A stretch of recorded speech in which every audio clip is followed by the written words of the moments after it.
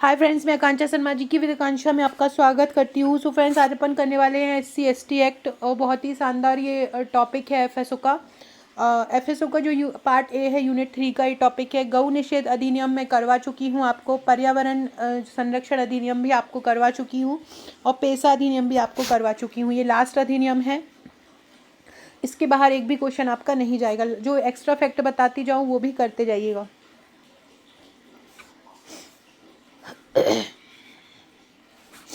पहला क्वेश्चन है, अनुसूचित जाति जनजाति के सदस्यों के विधिक अधिकारों को संरक्षित करने के लिए भारत में कौन सा कानून प्रचलित है।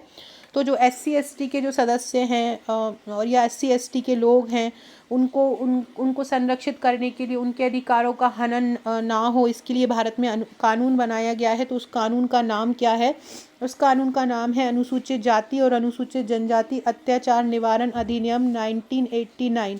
मतलब ये अधिनियम कब आया था? 1989 में आया था। इसमें कुल धारा कितनी है? अगर हम इसमें कुल धारा की बात करें कि इसमें कुल धारा कितनी है, तो इसमें कुल धारा है 23।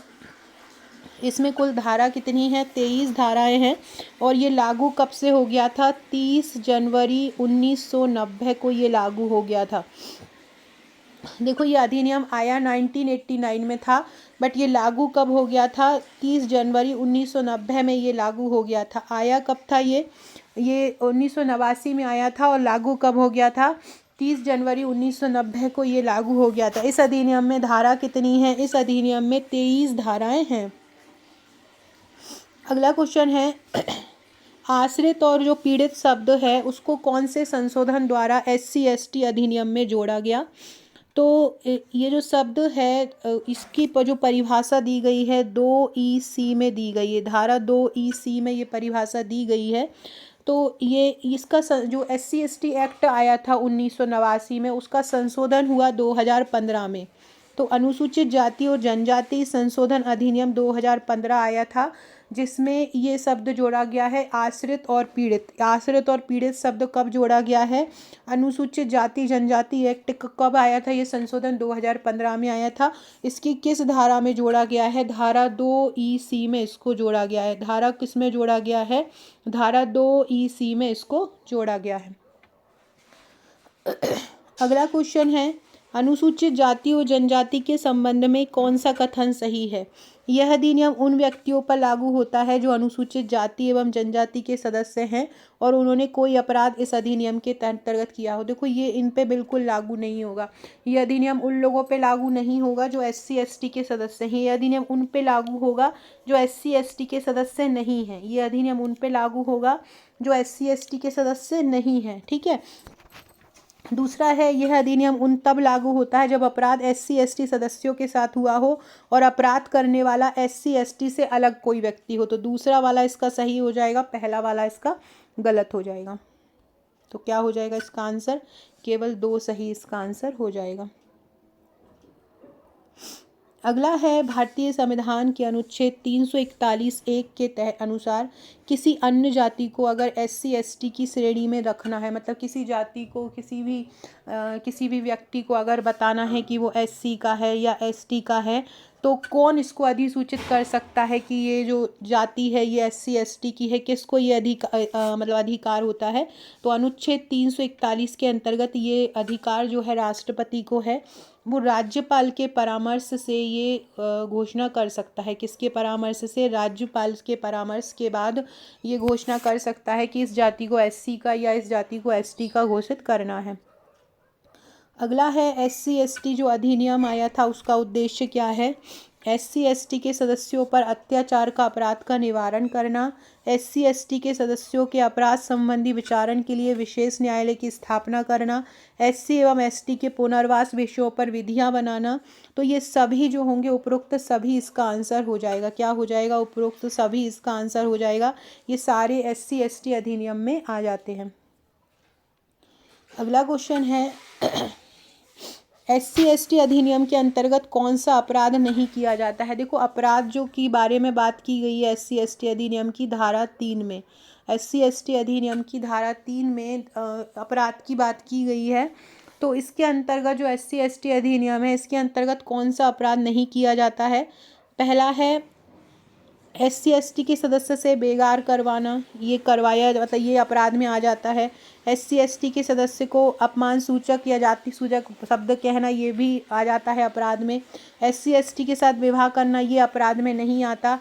SC ST के सदस्य को नग्न तथा अर्धनग्न अवस्था में घुमाना, ये भी अपराध में आ जाता है। क्या अपराध में नहीं आता है? SC ST के सदस्य के साथ विवाह करना, ये अपराध की श्रेणी में नहीं आएगा। धारा 3 में अपराध की बारे में बात की गई है। इसका आंसर केवल 3 जो है इसका आंसर हो जाएगा। अगला क्वेश्चन है, SC ST के अधिनियम के अंतर्गत विशेष न्यायालय की स्थापना किसकी सहमति से की जाती है? तो देखो, विशेष न्यायालय की स्थापना जो है धारा 14 में की गई है।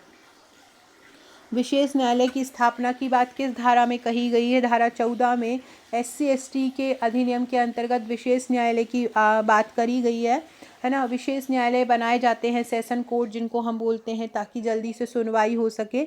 तो SC ST अधिनियम के अंतर्गत जो विशेष न्यायालय की स्थापना की जाती है वो संबंधित राज्य सरकार द्वारा और उच्च न्यायालय के मुख्य न्यायाधीश के परामर्श से की जाती है। संबंधित जो राज्य सरकार है उस द्वारा उच्च न्यायालय के जो मुख्य न्यायाधीश हैं उनके परामर्श से की जाती है। और जो विशेष न्यायालय की जो स्थापना की जाती है वो किस धारा के अंतर्गत की जाती है? सेक्शन 14 के अंतर्गत की जाती है। टोटल धारा इसमें कितनी है? टोटल धारा इसमें 23 धाराएं हैं, ठीक है। टोटल धारा इसमें कितनी है? 23 धाराएं हैं। और धारा 14 के अंतर्गत विशेष न्यायालय की स्थापना की जाती है। किसके परामर्श से की जाती है? तो संबंधित राज्य सरकार द्वारा उच्च न्यायालय के मुख्य न्यायाधीश के परामर्श से इसकी स्थापना की जाती है। अगला क्वेश्चन है फ्रेंड, डिस्क्रिप्शन बॉक्स में आपको मेरे WhatsApp, Telegram, Facebook, Twitter, Instagram का लिंक मिल जाएगा, ज्वाइन कर लीजिएगा। 6260190944 ये मेरा व्हाट्सअप नंबर है। आप मुझे यहाँ पर व्हाट्सअप करके अपना नंबर सेव करवा दीजिए, क्योंकि स्टेटस के थ्रू आपको बहुत सारे क्वेश्चन याद हो जाएंगे। इसके अलावा हमारे जो सारे कोर्सेस हैं, चाहे FSO का ट्रिकी बैच हो जो 3000 वाला था, चाहे क्रैश कोर्स हो, चाहे MCQ बैच हो, सारे के जो चार्ज हैं वो 199 से 299 तक हो गए हैं। तो आप वो ले सकते हैं। और जिस तरह से आपको ये वाला MCQ दिख रहा है जो मैं आपको पढ़ा रही हूँ, सेम ऐसा ही हमारे आपको MCQ कोर्स में मिल जाएगा। हमारे MCQ जो बैच है, प्रैक्टिस बैच के नाम से, इसमें हर टॉपिक का MCQ आपको मिल जाता है। हर टॉपिक के MCQ आपको मिलेंगे यहाँ पर, जिसमें आपको हर टॉपिक का MCQ आप सर्च करेंगे और आपको मिल जाएगा। जितने एक टॉपिक से मैक्सिमम MCQ बन सकते हैं, यूनिट वाइज, टॉपिक वाइज, इसके साथ ही साथ में PYQ, ये सारा कुछ इसमें कवर किया गया है। और ये आपको अभी केवल 199 में मिल जाएंगे, तो आप इसको परचेज कर सकते हो। अगला क्वेश्चन है, यदि विशेष न्यायालय का ये समाधान हो जाता है कि कोई व्यक्ति SC ST अधिनियम के अंतर्गत कोई अपराध करेगा, उसे कितनी अवधि के लिए उस क्षेत्र से हटने का आदेश दिया जाएगा? 3 वर्ष से अधिक। कितनी अवधि की? अगर किसी ने ये विशेष न्यायालय ये बोल देता है, ये धारा 10 के अंतर्गत हटने का आदेश देते हैं। सेक्शन भी याद रखना, धारा 10। यदि विशेष न्यायालय द्वारा ये कंफर्म हो जाता है कि ये जो अपराध है ये SC ST के अंतर्गत किया है, तो उसे कितनी अवधि के अंदर हटने का आदेश दे सकता है? 3 वर्ष से अधिक का समय दे सकता है कि अब 3 वर्ष से अधिक आपको इस क्षेत्र से हटना है। अगला है, SC ST अधिनियम के अंतर्गत पश्चातवर्ती दोष सिद्धि पर कितना दंड दिया जाता है? पश्चातवर्ती दोष सिद्धि क्या होती है? पश्चातवर्ती मतलब एक बार गलती करने के बाद दोबारा से अगर गलती होती है तो उसके बाद जो दंड दिया जाता है, तो इसमें जो दंड होगा वो 1 वर्ष से कम नहीं होगा, लेकिन अगर उस अपराध के लिए जो भी उपबंधित दंड होगा उस तक हो सकेगा, मतलब 1 वर्ष से कम नहीं होगा। इस ये पश्चातवर्ती दोष की जो बात की गई है ये धारा 5 में की गई है। किस में ये बात की गई है? SC ST अधिनियम के अंतर्गत पश्चातवर्ती दोष की बात किस में की गई है? कारावास जो 1 वर्ष से कम नहीं होगा, लेकिन जो उस अपराध के लिए उपबंधित दंड हो सकेगा उसमें ये की जाती है। किस सेक्शन के अंतर्गत की जाती है? धारा 5 के अंतर्गत की जाती है। पश्चात दोष सिद्धि पर जो दंड है वो किस धारा में होता है? धारा 5 में। कितना दंड हो सकता है? कारावास जो 1 वर्ष से कम नहीं होगा, और लेकिन जो उस अपराध के लिए उपबंधित दंड तक हो सकेगा।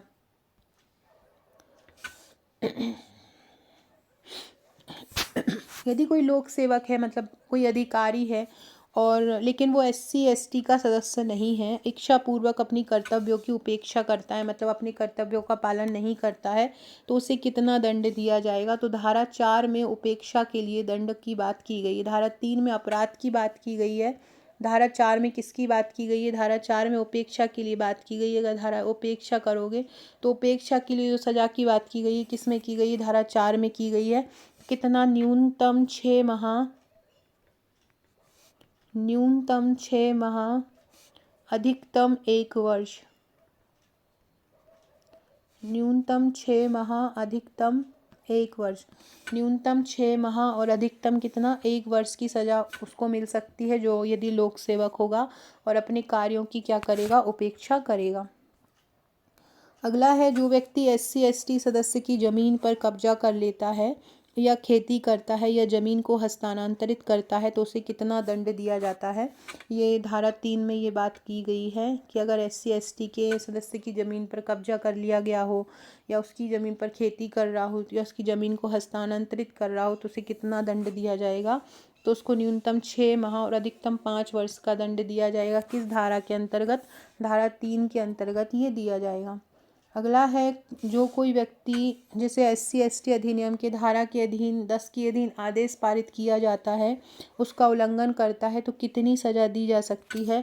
1 वर्ष का कारावास और जुर्माना, 1 वर्ष का कारावास और जुर्माना की सज़ा दी जाती है, 1 वर्ष का कारावास और जुर्माने की सज़ा दी जाती है। जो कोई व्यक्ति SC ST अधिनियम की धारा 10 के तहत मतलब कोई अपराध करता है तो उसे कितनी सज़ा दी जाती है, 1 वर्ष का कारावास और जुर्माना। यहाँ पे क्या आ जाएगा, 1 वर्ष का कारावास और जुर्माना दिया जा सकता है। ठीक है, यदि कोई व्यक्ति क्या करता है, SC ST अधिनियम के धारा 10 के अधीन कोई अपराध करता है। धारा 10 मतलब क्या होता है, ये बोलता है कि कोई विशेष न्यायालय ने कोई ऑर्डर दिया हो और उसके आदेश का उल्लंघन कर दिया हो तो न्यूनतम 1 वर्ष की सज़ा दी जाती है। SC ST न्यायालय में विशेष लोक अभियोजक की जो नियुक्ति की जाती है उसमें उस लोक अभियोजक की जो नियुक्ति की जाती है उनको कितने वर्ष का अनुभव होना चाहिए। तो उसको 7 वर्ष की वकालत का अनुभव होना चाहिए, मतलब उसने 7 वर्ष तक अभियोजक के रूप में मतलब वकालत के रूप में काम किया हो और विधि व्यवसायी के रूप में काम किया हो। विशेष लोक अभियोजक की जो नियुक्ति है उसका वर्णन धारा 15 में किया गया है। देखो, विशेष लोक अभियोजक धारा 15 में किया गया है और धारा 14 में किसका किया गया है, विशेष न्यायालय का। धारा 14 में किसका किया गया है, धारा 14 में विशेष न्यायालय का किया गया है, धारा 14 में विशेष न्यायालय का किया है और धारा 15 में विशेष लोक अभियोजक की नियुक्ति की बात की गई है। अगला है, SC ST अधिनियम के अंतर्गत अपील संबंधी प्रावधानों के संबंध में कौन सा कथन सत्य है। तो पहला है, अपील तिथि जो होगी अपील तिथि और तथ्य के प्रश्न पर नहीं की जाती है, मतलब अपील जो होती है वो तथ्य के बेस पर नहीं की जाती है। अपील उच्च न्यायालय में की जाती है। ये सही होगा कि अपील कहाँ पे होती है, उच्च न्यायालय में होती है। अपील विधि और तथ्य के प्रश्न पर नहीं की जाती है, ये असत्य होगा, ये सत्य हो जाएगा। अपील उच्च न्यायालय में की जाती है। अपील विधि और तथ्य के प्रश्न पर नहीं की जाती है, दूसरा गलत होगा। प्रत्येक अपील आदेश सजा की तारीख से 30 दिन के भीतर की जाएगी, 30 दिन के अंदर नहीं की जाती है, 90 दिन के अंदर की जाती है। जो अपील होती है, सज़ा जब दे दी हो तो सज़ा देने के 90 दिन के अंतर्गत की जाती है। तो तीसरा वाला भी गलत हो जाएगा, दूसरा और तीसरा गलत हो जाएगा। चौथा है, प्रत्येक अपील को अपील ग्रहण करने की तारीख से 3 माह की अवधि के अंतर्गत निस्तारित किया जाएगा, ये सही है। मतलब 3 माह की अवधि मतलब 90 दिन के बाद निस्तारित किया जाएगा। तो दूसरा और जो तीसरा है वो गलत हो जाएगा और पहला और चौथा सही हो जाएगा। अपील विधि और तथ्य के प्रश्न पर नहीं की जाती और प्रत्येक अपील जो है आदेश सजा की तारीख से 30 दिन के अंतर्गत की जाएगी। तो दूसरा तीसरा गलत हो जाएगा और पहला और चौथा सही हो जाएगा। धारा 14 में अपील की बात की गई है, धारा 14A में अपील की बात की गई है। धारा 14 में, धारा जो 14 है उसमें विशेष अदालत की बात की गई है और धारा 14A में अपील की बात की गई है।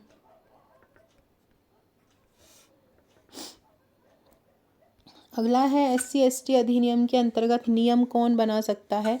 तो नियम बनाने की शक्ति केंद्र सरकार के पास है। किस धारा के अंतर्गत है, धारा 23 के अंतर्गत। टोटल धारा 23 ही है SC/ST एक्ट में, और इसके अंतर्गत नियम कौन बना सकता है, केंद्र सरकार। धारा 23 के अंतर्गत इसमें नियम बना सकता है। कौन बना सकता है, केंद्र सरकार इस अधिनियम के अंतर्गत नियम बना सकता है। किस धारा के अंतर्गत, धारा 23 के अंतर्गत केंद्र सरकार नियम बना सकता है। फ्रेंड्स, ये मेरा MPBSC FSO का MCQ कोर्स है। ये जो चार्ज आपको 499 में दिख रहा है, ये अभी आपको 199 में मिल रहा है, 199 में। हर टॉपिक का आपको यहाँ पे MCQ मिल जाएगा। पार्ट ए का भी, पार्ट बी का भी। 30,000 प्लस इसमें MCQ हैं, तो आप ये परचेज़ कर सकते हैं। इसके साथ ही साथ ये हमारा क्रैश कोर्स है। ये जो 799 है, इसका चार्ज भी अब 199 हो गया है। आप इसको भी परचेज़ कर सकते हैं। इसमें करंट अफेयर्स की भी ई बुक आपको हमारे सारे बैचेस में मिल जाएंगी। वो पूरी जो नवंबर तक का करंट जो आपसे एग्ज़ाम में पूछा जा सकता है, वो सारा करंट की PDF आपको मिल जाएंगी। तो आप हमारा ये क्रैश कोर्स भी ले सकते हैं। इसमें MCQ के साथ साथ आपको MCQ की डेली की PDF मिलेंगी। साथ ही साथ में आपको रात को शाम 6 बजे से प्रैक्टिस स्टार्ट हो जाती है, तो टेलीग्राम पर आपको टेस्ट देने भी मिल जाएगा। इसके अलावा आप नोट्स बैच भी ले सकते हो। हमारा 499 का जो था, वो भी 199 का हो गया है। तो ये सारे बैचेस के चार्ज मैक्सिमम 299 है, 199 और 299 के हैं। तो जो भी आप लेना चाहते हैं ले सकते हैं। MCQ बेस्ट है आपको प्रैक्टिस करने के लिए, क्योंकि जस्ट नीचे उसका आंसर लिखा हुआ होता है। देखो, मैं आपको बोल रही हूँ, जस्ट नीचे ये आंसर लिखा हुआ होता है। ये देखिए, ये आंसर लिखा हुआ है। तो ऐसे आपको प्रैक्टिस करने में बहुत अच्छा लगेगा और बहुत अच्छे से आप प्रैक्टिस कर पाएंगे। तो आप ये ले सकते हैं। अगला है SC/ST अधिनियम के अंतर्गत सत्य कथन कौन सा है, इनमें से कौन सा आंसर इसके तहत सही है। तो अधिनियम के अंतर्गत अपराध करने वाले व्यक्तियों पर 438 CRPC की धारा लागू नहीं होती। मतलब अग्रिम जमानत, मतलब इसके तहत अगर यदि कोई व्यक्ति अपराध करता है SC/ST अधिनियम के तहत, SC/ST व्यक्ति के साथ गलत करता है, तो 438 जो CRPC धारा, इसका मतलब होता है अग्रिम जमानत, पहले ही जमानत ले लो। लेकिन अगर SC/ST के अंतर्गत करता है तो उसको अग्रिम जमानत नहीं मिलेगी 438 CRPC के अंतर्गत, है ना, जिसको अपन एंटीसिपेटरी बेल बोलते हैं। और सेशन न्यायालय या उच्च न्यायालय में ये हो जाती है। दूसरा है SC/ST अधिनियम के अधीन अपराध करने वाले व्यक्तियों पर धारा 360 CRPC व परिवीक्षा अधिनियम लागू नहीं होता है। ये भी सही हो जाएगा। ठीक है, तो ये दोनों ही जो धाराएं हैं वो, एक सेकेंड, ये दोनों ही जो फैक्ट हैं, दोनों ही SC/ST अधिनियम पर लागू होते हैं, और ये दोनों ही CRPC की धाराएं SC/ST एक्ट पर लागू नहीं होती। तो ये दोनों ही कथन सत्य हो जाएंगे। अगला है SC/ST अधिनियम में आश्रित के अंतर्गत कौन आ जाता है। आश्रित कौन हो जाएगा, जो पीड़ित पर अपनी सहायता या भरण पोषण के लिए पूर्णतः या मुख्यतः आश्रित हो। जो इस पीड़ित ने गलत किया हो, कोई व्यक्ति उसी पर आश्रित हो। बालक, माता पिता और भाई बहन, पीड़ित का पति या पत्नी, ये सारे ही तीनों के तीनों ही इसमें पीड़ित के या आश्रित के अंतर्गत आ जाएंगे। ऐसा धारा 2BB में बोला है। 2015 में जो इसका संशोधन हुआ था, याद रखना, जो 1989 वाला SC/ST एक्ट है, उसमें संशोधन कब हुआ है, 2015 में हुआ है। अगला है SC/ST अधिनियम में पीड़ित के संबंध में कौन सा कथन सत्य हो जाता है। जो शारीरिक, मानसिक, भावनात्मक या धनीय कष्ट का अनुभवी हो। भावनात्मक या धनीय कष्ट का अनुभवी हो, मतलब धन का उसको कष्ट हो, ऐसा कष्ट हो जिसकी संपदा का कोई नुकसान नहीं हुआ हो। तो ये पूछ रहे हैं इसमें सत्य कथन कौन सा है। पीड़ित कौन हो जाएगा, जिसकी संपदा का नुकसान नहीं हुआ हो, वो पीड़ित हो जाएगा। तो वो तो पीड़ित नहीं होगा जिसकी संपदा का नुकसान हुआ हो। जो शारीरिक, मानसिक, भावनात्मक या धन से कष्ट में हो, वो पीड़ित हो जाएगा। तो पहला केवल इसका आंसर हो जाएगा, दूसरा नहीं होगा। तो इसमें क्या आ जाएगा, ओनली फर्स्ट इसका आंसर आ जाएगा। अगला क्वेश्चन है, जो व्यक्ति SC/ST का सदस्य होते हुए ऐसा मिथ्या साक्ष्य देता है या गढ़ता है जिसका आशय किसी SC/ST के व्यक्ति को मृत्युदंड देना हो, मृत्युदंड से दोष सिद्ध करना हो, तो उसे कितना दंड दिया जा सकता है। तो उसको आजीवन कारावास और जुर्माना दे सकते हैं। क्या दे सकते हैं, आजीवन कारावास और जुर्माना उसको दे सकते हैं। किसे वर्ष 2015 में एक संशोधन द्वारा SC/ST अधिनियम में जोड़ा गया। आर्थिक और सामाजिक बहिष्कार करना व धमकी देना, ये भी एक अपराध में आ जाएगा। किसी मानव या पशु के मृत शव को उठाने के लिए बाध्य करना, SC/ST के सदस्य को सार्वजनिक रूप से गाली देना, ये भी अपराध में आ जाएगा। SC/ST के व्यक्ति का अपमान करना या विद्वेष भाव रखना, ये सारे ही जो होंगे ये SC/ST एक्ट 2015 के में आ जाएंगे। उपरोक्त सभी इसका आंसर हो जाएगा। अगला है अनुसूचित जाति जनजाति का जो संख्या क्रमांक है, जो अधिनियम का संख्या है वो क्रमांक कौन सा है? 33वां। किस क्रमांक में आता है SC/ST, मतलब ये जो अधिनियम क्रमांक है वो कौन सा क्रमांक है? 33वां क्रमांक है। अनुसूचित जाति जनजाति अधिनियम 1989 कब लागू हुआ था? देखो ये लागू हुआ था 11 सितंबर 1990 को। कब हुआ था? 11 सितंबर 1990 को ये लागू हुआ था और 1989 का ये अधिनियम कहा जाता है। मतलब ये प्रवत्त हुआ था 11 सितंबर 1989 को ये प्रवत्त हुआ था और ये लागू कब हुआ था? मतलब ये अधिनियमित हुआ था 11 सितंबर 1989 में और 30 जनवरी 1990 को ये लागू हो गया था।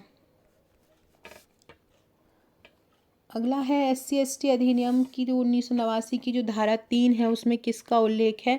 अत्याचार के अपराधों के लिए दंड। अत्याचार होंगे और अत्याचार किया गया हो जो अपराध होंगे उसके लिए दंड की बात किस में की गई है?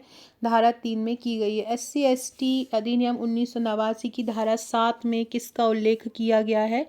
धारा 7 में कतिपय व्यक्तियों की संपत्ति का संहरण, जो व्यक्ति होंगी उनकी जिन्होंने गलत किया होगा उनकी संपत्ति का हरण कर लिया जाएगा, मतलब जब्त कर ली जाएगी। ऐसा बात का किस में की गई है? संपत्ति के बारे में बात, ऐसी बात धारा 7 में बोली गई है।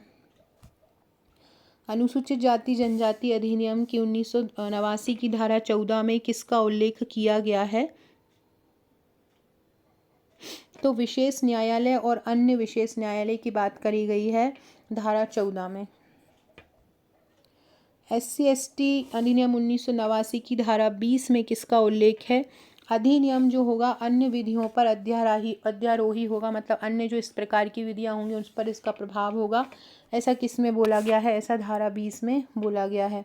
SC/ST अधिनियम 1989 में कुल कितनी धाराएं हैं? अभी अपन ने पढ़ा था 23 धाराएं हैं। SC/ST अधिनियम 1989 में कुल कितने अध्याय हैं? तो 5 अध्याय हैं। 5 अध्याय हैं, चैप्टर 5 हैं और धारा कितनी है? सेक्शन या धाराएं 23 हैं। नियम बनाने की शक्ति किसको दी गई है? धारा 23 के अंतर्गत नियम बनाने की शक्ति केंद्र सरकार को दी गई है। किस धारा में दी गई है? धारा 23 में दी गई है। अधिनियम में उल्लेखित विशेष न्यायालय का जो गठन होगा वो कौन करेगा? तो विशेष न्यायालय का गठन धारा 14 के अंतर्गत कौन करेगा? राज्य सरकार करेगी। राज्य सरकार धारा 14 के अंतर्गत विशेष न्यायालय का गठन करेगी। अगला है अपराधी परिवीक्षा अधिनियम अथवा संहिता की धारा 360 इस अधिनियम पर लागू नहीं होती। ये किस धारा में बोला गया है? धारा 19 में, कि मतलब इसको अग्रिम जमानत नहीं दी जाएगी। ऐसा किस धारा में बोला है? धारा 19 में बोला गया है। पीड़ित एवं साक्षी के जो पीड़ित होंगे और उनके जो सबूत होंगे, उनके जो साक्ष्य होंगे, उनके अधिकारों का विस्तृत वर्णन किस में बोला गया है? धारा 15 का में बोला गया है। किसमें? धारा 15 का में पीड़ितों एवं साक्षियों के अधिकारों का विस्तृत विवरण दिया गया है। अगला है SC/ST एक्ट के किसी व्यक्ति या कुटुंब या उसके किसी समूह का सामाजिक या आर्थिक बहिष्कार करेगा। मतलब SC/ST का कोई किसी व्यक्ति या कुटुंब या उसके किसी समूह का कोई सामाजिक या आर्थिक बहिष्कार करेगा या उसको धमकी देगा तो वो उसको क्या सज़ा दी जाएगी? तो उसको 6 मास से कम की अवधि की सज़ा नहीं होगी, लेकिन जो 5 वर्ष तक की हो सकेगी, साथ में जुर्माना। मतलब कम से कम अगर कोई व्यक्ति जो SC/ST के सदस्य को गाली देगा, उसका बहिष्कार करेगा, उसके परिवार को गाली देगा, कुटुंब या उसके किसी समूह का बहिष्कार करेगा तो वो दंडनीय होगा। 6 महीने से कम की नहीं, लेकिन जो 5 वर्ष तक की हो सकेगी और जुर्माने से वो दंडनीय होगा। अगला है कर्तव्य उपेक्षा के लिए लोक सेवक को दंड दिया जाता है। कैसा? कारावास से जिसकी अवधि 6 मास से कम नहीं होगी, लेकिन जो 1 वर्ष तक होगी। कर्तव्य की उपेक्षा करता है यदि कोई किसी की मतलब SC ST के व्यक्ति की मतलब SC ST का कोई व्यक्ति नहीं है और लोक सेवक है, और वह SC ST के कोई नियम के लिए या कहीं पे कुछ हो रहा हो तो वो उनके जो कर्तव्य हैं उसकी उपेक्षा करेगा, तो उसको 6 माह से कम नहीं लेकिन 1 वर्ष तक सज़ा हो सकेगी। मतलब 6 महीने से कम की सज़ा उसको नहीं हो सकेगी, जो 1 वर्ष तक हो सकेगी। इस अधिनियम की धारा 14 का के अधीन प्रत्येक अपील कितने दिन में की जा सकती है? प्रत्येक अपील जो अपील न्यायालय में की जा सकती है वो कितने दिन में की जा सकती है? 90 दिन में की जा सकती है। फ्रेंड्स, जो हम नेक्स्ट वीडियो करेंगे उसमें हम केरला का जो FSO का पेपर है, बहुत ही महत्वपूर्ण पेपर है, वो करेंगे। साथ में यूनिट 1 और यूनिट 2 का भी मैराथन वीडियो आपके लिए लेके आऊँगी। सो वीडियो अच्छा लगा हो तो लाइक शेयर सब्सक्राइब जरूर कीजिएगा, शेयर कीजिएगा। Okay friends, thank you.